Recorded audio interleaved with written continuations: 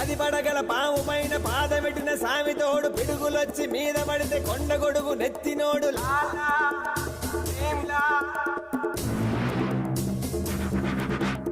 ఎద్దులొచ్చి మీద పడితే గుద్ది గుద్ది సంపినోడు ఎదురొచ్చిన పైల్వాన్ని పైకి పైకి ఇసిరినాడు లాలా భీమ్లా. లాలా భీమ్లా అడవి పులే గొడవ పడే